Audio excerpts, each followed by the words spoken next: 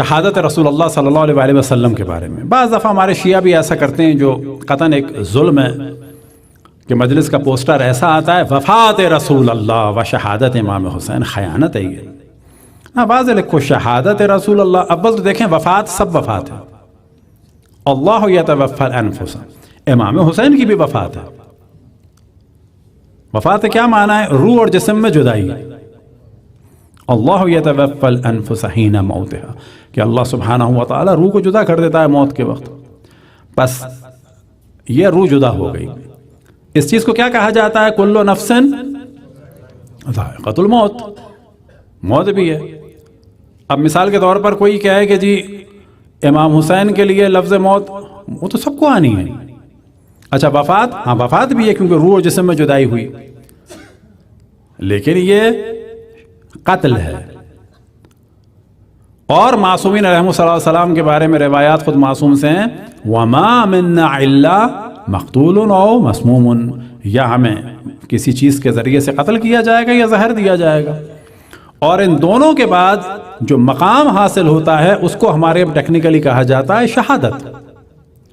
تو اب اگر کہیں لکھا ہو وفات رسول اللہ تو غلط نہیں ہے وہ, لیکن کلیئر کرنے کے لیے ہمیں کہنا چاہیے شہادت رسول اللہ صلی اللہ علیہ وآلہ وسلم, کیونکہ تمام شیعہ سنی کا اس پہ اجماع ہے کہ اشرف الانبیاء طبعی طریقے سے دنیا سے نہیں گئے, وہ زہر کے ذریعے سے گئے. اب یہ بات الگ ہوتی ہے کہ وہ زہر دینے والی کون تھی, کوئی یہودن تھی یا یہودن نما تھی. صلوات پڑھیں بر محمد والے محمد.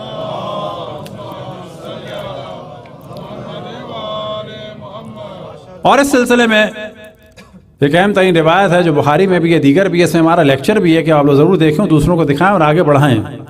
حدیث لدود کہ اشرف الانبیاء نے فرمایا تھا کہ میرے منہ میں کچھ نہ ڈالنا, اور ان کی مخالفت کرتے ہوئے ان تمام لوگوں نے اشرف الانبیاء کے منہ میں ڈالا.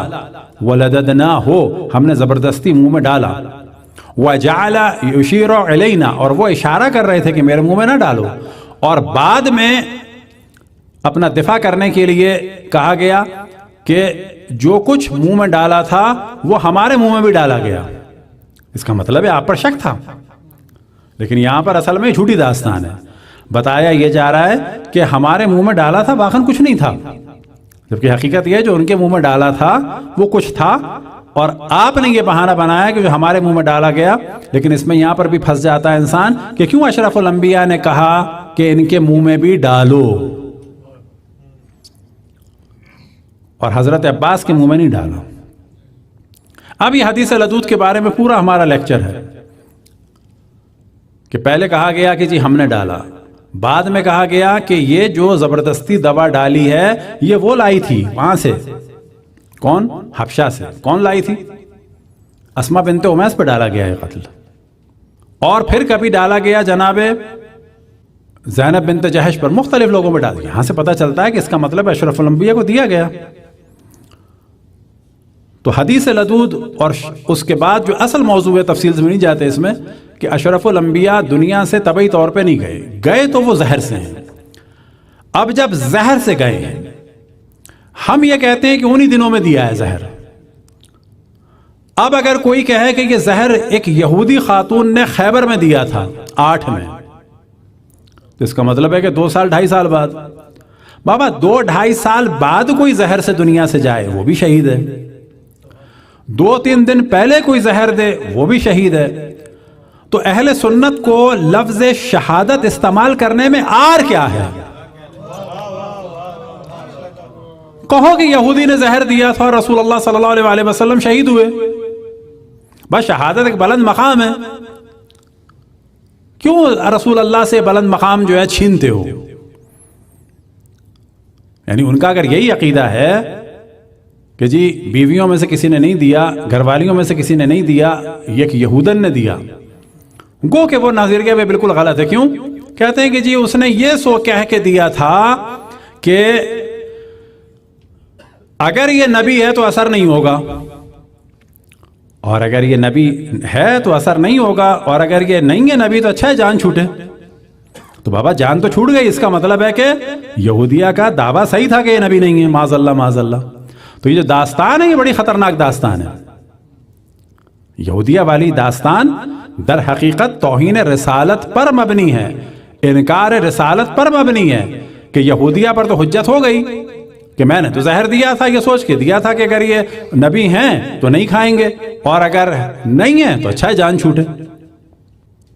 صلوات پڑھیں بر محمد و آل محمد۔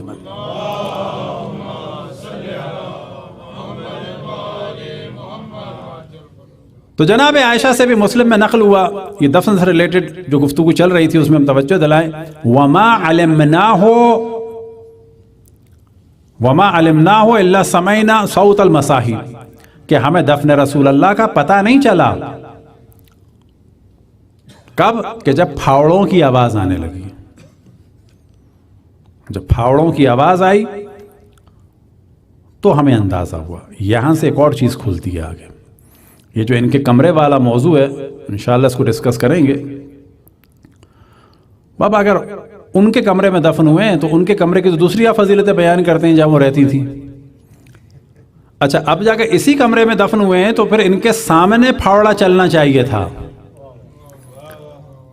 یہ تو وہیں بیٹھی ہوتی نا اپنے کمرے میں، لیکن یہ کیا فرماتی ہیں؟ وما علمناہ الا سمعنا صوت المصاحی، کہ جب ہمیں پتا چلا کہ پھاوڑوں کی آواز آ رہی، اس کا مطلب دوسری جگہ بیٹھی تھی، بس ان کا کمرہ الگ تھا اور جہاں رسول اللہ صلی اللہ علیہ وآلہ وسلم دفن ہوئے وہ کمرہ الگ تھا۔ لیکن اگر مان بھی لیا جائے کہ انہی کا کمرہ تھا تو بابا آپ کے والد تو فرما رہے ہیں اور آپ نے بھی ساتھ دیا، کیونکہ جناب عائشہ کا یہ قول ہے کہ یہ والی حدیث کہ جب میراث کا پرابلم اٹھا تو کسی کو بھی علم نہیں تھا سوائے میرے بابا کے، انہوں نے یہ پرابلم سولو کیا۔ کون سا پرابلم؟ نحن معاشر الانبیاء لا نورث، کہ ہم انبیاء میراث نہیں چھوڑتے۔ تو خود ان کا یہ دعویٰ ہے اپنے ابا کی فضیلت بیان کرتے ہوئے کہ یہ روایت کا علم کسی کو بھی نہیں تھا، اور اسی پر حضرت ام سلمہ صلوات اللہ وسلام علیہا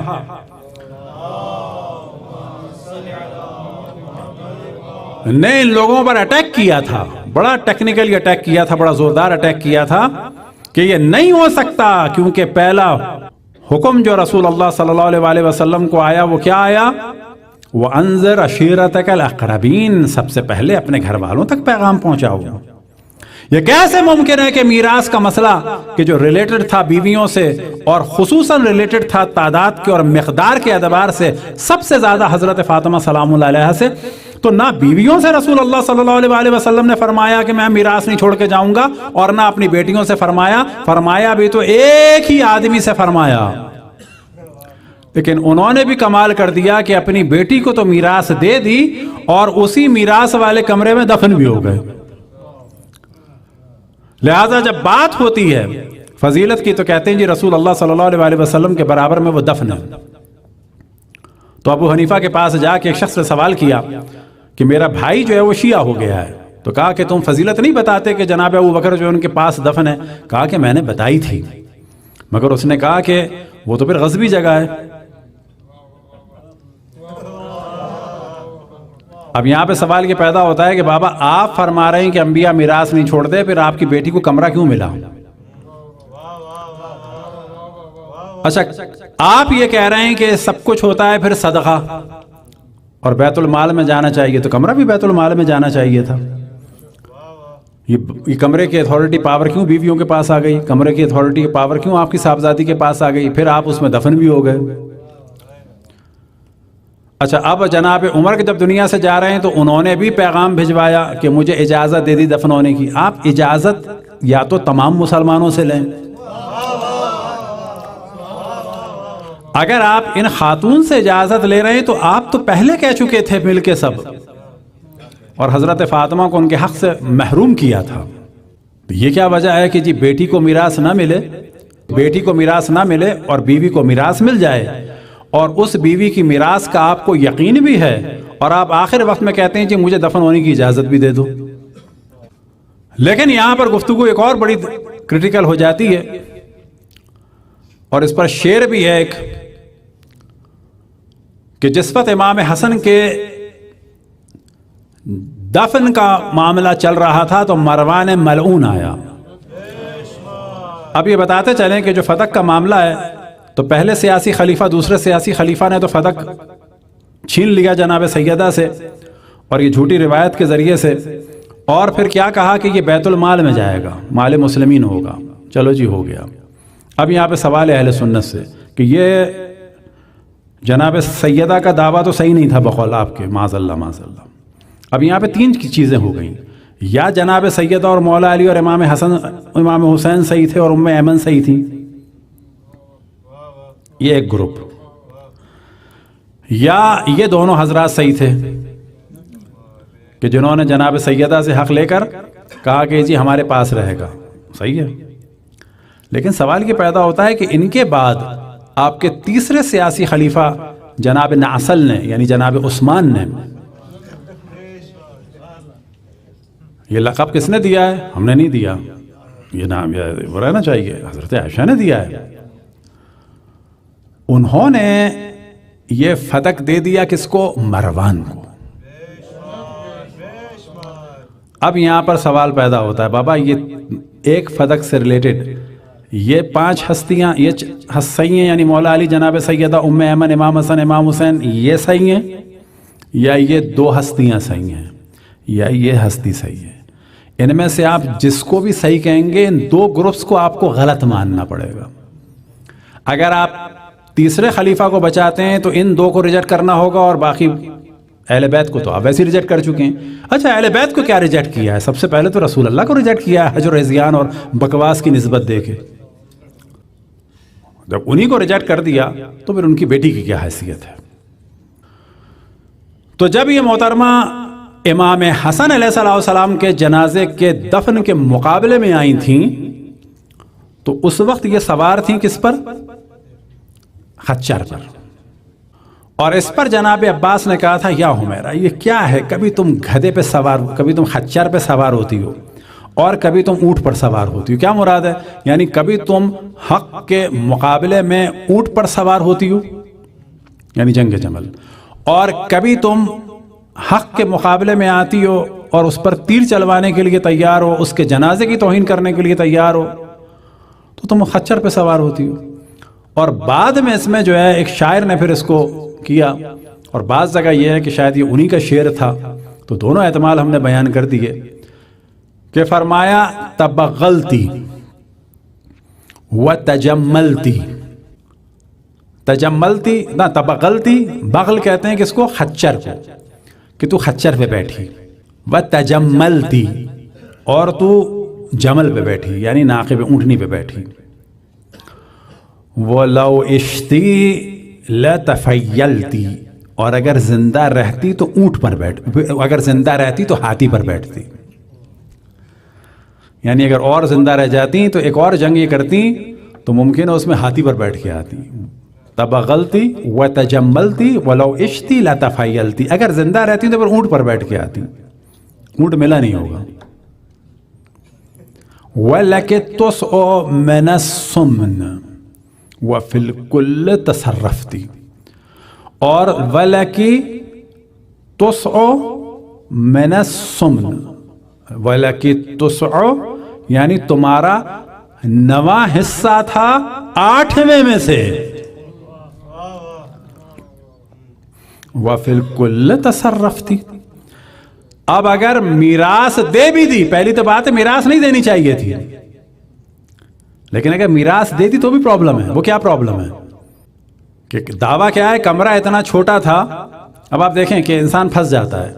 وہ یہ بتانا چاہتی ہیں جی نماز جب رسول اللہ صلی اللہ علیہ وسلم پڑھتے تھے تو میں ٹانگیں پھیلا لیتی تھی تو وہ کھڑے ہو جاتے تھے، پھر جب سجدہ کرتے تھے میں ٹانگیں سمیٹ لیتی تھی، تو میری ٹانگوں کے آس پاس ہی نماز ہوتی رہتی تھی۔ کیوں جی؟ کمرہ بڑا چھوٹا تھا۔ تو اب اگر مان لیا جائے 8x10 کا مان لیا جائے، بلکہ 8x9 کا مان لیا جائے، 8x9 فٹ، تو کیا کہا جائے گا کہ 9 فٹ اور یہ 8 فٹ، تو یہ جو 1 فٹ کی پٹی ہے نا یہ بیویوں کی ہوگی، ایک پٹی جو ہے نا یہ بیویوں کی ہوگی، ساری بیویوں کی، 9 بیویوں کی، 8 فٹ اور 9 فٹ۔ تو یہ ایک جو 1 فٹ کی 9 فٹ کی پٹی ہے نا، یہ بیویوں کی ہوگی، تو پر بیوی کتنا ملے گا؟ 1 فٹ۔ پر جنازہ کتنی جگہ لیتا ہے؟ تو انہوں نے یہی فرمایا وَلَكِ تُسْعُ مِنَ السُّمْنِ وَفِي كُلِّ تَصَرَّفْتِ، اور تمہارا 8ویں میں سے بھی 9واں حصہ تھا اور سب کا سب مار لیا۔ صلوات پڑھیں پر محمد و آل محمد۔